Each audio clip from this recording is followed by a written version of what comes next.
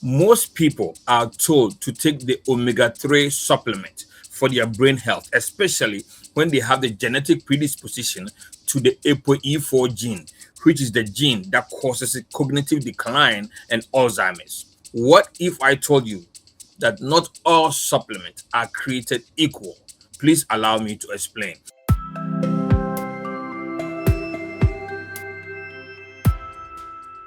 My name is Dr. Enin, doctorate pharmacist and a functional medicine doctor. And again, welcome to the channel. Today, we are going to be talking about brain health and omega-3. What is omega-3? Omega-3 is essential fatty acid, meaning that they are essential to our health and our diet. And for us to get it, we have to ingest it, we have to consume it. The body is unable to make these essential fatty acids. And there are three types. You have the ALA, which is the alpha linoleic acid. We have the EPA, which is the eicosapentaenoic acid, and we have the DHA, which is the docosahexaenoic acid. Now, of these three, DHA constitutes about 30 to 40% of our brain cell membrane. So it plays a big role in memory, learning, mood, and cognitive resilience. However, eating DHA or swallowing DHA does not guarantee that it gets into the brain. There is a big myth about fish oil. Now, most people believe that once you take the fish oil, you get the DHA in the brain. Unfortunately, that is not the case. There is a specific DHA that can penetrate something we call the BBB, which is the blood-brain barrier. And this type of DHA is called the lysophosphatidylcholine DHA, in short, LPC-DHA. And this DHA is what the brain needs in order to be able to function well in terms of our cognitive function.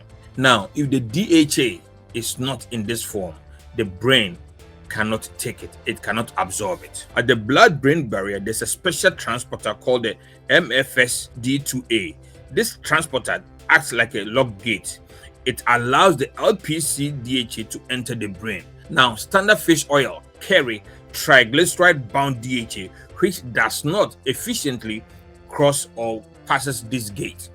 So in other words, if you are taking a DHA, which is not LPC-bound DHA, you are unable to carry it into the brain where we most need it. As a result, DHA from regular fish oil circulate in the blood, accumulate in fat tissue, and become prone to oxidation instead of nourishing the brain. So what that means is that if the DHA that you take is triglyceride-bound DHA, is unlikely to get into the brain. It may circulate in your blood and eventually deposit in your adipose tissue or your fat tissue or your peripheral tissues. Now, why is it important for the people with the APOE-4 gene take a LPC-bound DHA? The first thing to note that people who carry APOE-4 gene have impaired fat transport to the brain. They have high oxidative stress and greater inflammation. When APOE-4 carriers take standard fish oil, much of those DHA does not reach the brain.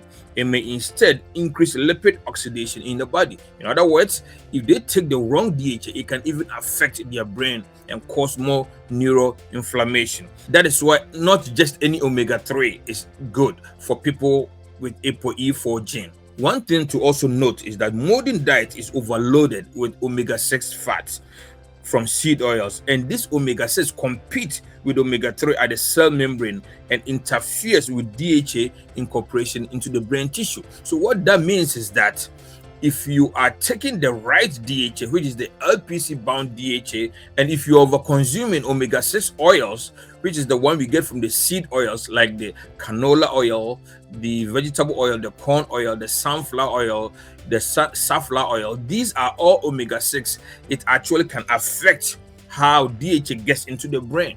So it's very important that we know that omega-6 is highly inflammatory. We need omega-6, but in minimal amount. So in order to avoid this competition of the omega-3 and the omega-6 at the cellular level in the brain, you want to take away omega-6 oils from your diet, which are the seed oils. And again, this will be the sunflower oil, the safflower oil, the corn oil, the vegetable oil, and the canolas. These are all oils that are highly inflammatory and can affect how we process DHA into the brain. Now, what is the right form of DHA?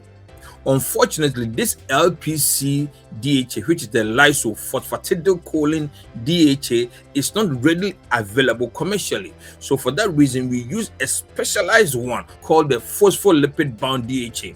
And those can be found in things like krill oil, algae-derived phospholipid DHA. These forms are more likely to be converted to the LPC-DHA, which is what is able to cross the BBB or the blood-brain barrier. Now, not so fast. This phospholipid-bound DHA, which is found in krill oil and in algae-derived DHA, requires a transporter called choline. And the best form of choline is the phosphatidylcholine or the CDP choline. These are what makes this phospholipid DHA convert to the LPC-DHA. Like I said, LPC-DHA is not readily available commercially. And the reason why is that it is biochemically delicate, it's very unstable. For that reason, we are unable to make it for commercial use. So LPC-DHA is not commercially available. We have the phospholipid-bound DHA, which has to be converted to LPC-DHA for the brain to use.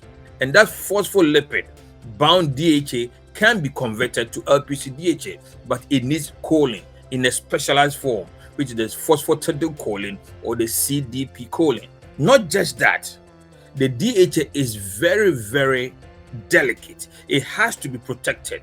If it doesn't get protected, it also gets oxidized. So we need antioxidants such as vitamin E, astaxanthin, polyphenols are all essential to protect the DHA from oxidation. To make it easy, we take the phospholipid DHA.